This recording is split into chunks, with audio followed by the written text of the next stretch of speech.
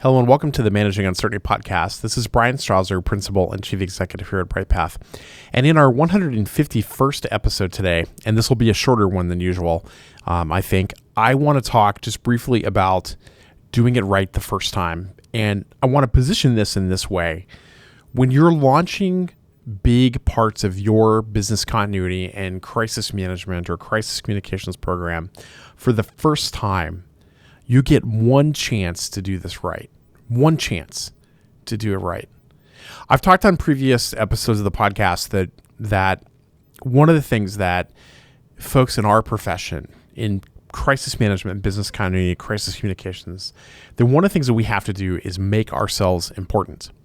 That we have to be willing to push every day to market our program, to argue for resources on behalf of our program, to do the elevator speech, to go get coffee with an executive, to go talk to the CEO when they're standing in line at the Starbucks in your lobby. You have to do these things in order to move your program forward, to get the resources and the capabilities and the things that you need for you to perform your role to protect your organization. At the same time, when you go to launch your program, you're starting up a program at a new organization, or you're creating your first crisis management team, for example. You're doing your first business continuity life cycle of risk assessment, BIA, and planning. You're doing your first exercise.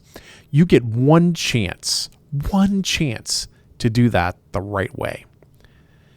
And that's where I see a lot of individuals fail, where I see a lot of programs fail, because they don't make themselves important, because they don't take the effort to do the program right. We were working with a client earlier this year that is a large organization and they need a business continuity and crisis management program. And we were helping them build that out. And one of the obstacles that they ran into was, I think, an obstacle of self-doubt. And what I mean by that is they didn't want to push to do the things that they really needed to do. They had built a great crisis management framework and plan. Of course, we helped them do that. They had established the crisis management team. They had sent the team through training. They had done an exercise. And as we were crossing the I's and dotting the T's and buttoning things up at the engagement, they told us that they planned to not have regular meetings of that crisis management team, and they would get them back together in a year or so to do another exercise. And that would be their next get together. And I was like, no, you can't do that. You have to be willing to take the time to do it right. You need to meet with them regularly. Your crisis management team needs to be a team. You can educate them. You can talk about recent incidents. You can talk about things happening in the world and how they might impact the organization. You can talk about your next exercise. You can have more exercises. These are all things that when I think about doing it right and doing it right the first time, these are important things. And you can't just say, well, now I've invested and I've built this crisis management team, I'm not going to get them back together for a year, because we don't want to be asking too much of these folks. But you need to do that to do it right. I wish I had more to say on the topic. I want to keep this really focused on really just one thing. In this case, that I can't emphasize enough, you get one chance to do it right.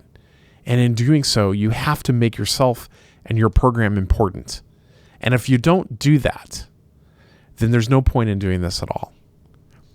You're better off not having a program than having an ineffective program. You get one chance to do it right. Don't be afraid to do that.